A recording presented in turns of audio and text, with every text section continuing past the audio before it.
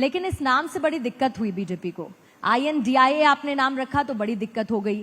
कहने वाले ये भी कहते हैं कि आपको लगता होगा कि चुनौतियां बाहर हैं, लेकिन असली चुनौतियां तो गठबंधन के अंदर हैं। हाँ, चुनौतियां हैं।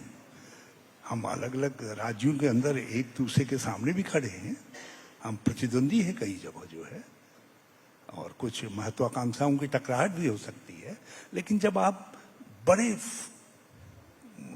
उसमें देखते हैं, एक बड़ी दृष्टि से देखते हैं, तो फिर इन सब चीजों को भुलाना पड़ता है। तो जो सबसे बड़ी परेशानी सत्ता को हुई है, उनको लगता था कि ये पटना में ही नहीं जुटेंगे, और जुटेंगे तो एक दूसरे को गाली देते हुए निकलेंगे।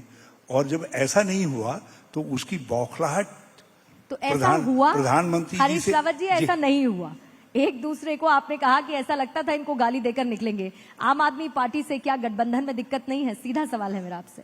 नहीं, गठबंधन से तो देखिए, जब राज्यों में हम एक दूसरे के सामने खड़े हैं तो गठबंधन में दिक्कतें आएंगी।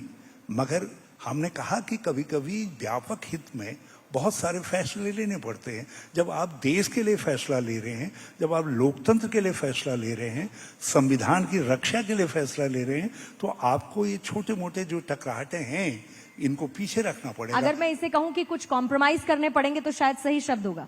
यकीनन। और आप कॉम्प्रोमाइज करने के लिए तैयार हैं? हमने कहा है कि कांग्रेस हर तरीके से, क्योंकि हम सबसे बड़ी पार्टी है, इसलिए सब लोग मिल करके जुड़ करके खड़े रहें। जो 26 दल इकट्ठा हुए हैं, बल्कि और भी आने को तैयार हैं, वो सब आकर के इकट्ठा हों और इकट्ठा रहें, और 2024 में इकट्ठा चुनाव लड़ें, और जीतने के बाद इकट्ठा होकर के एक वैकल्पिक सरकार देश के सामने प्रस्तुत करें।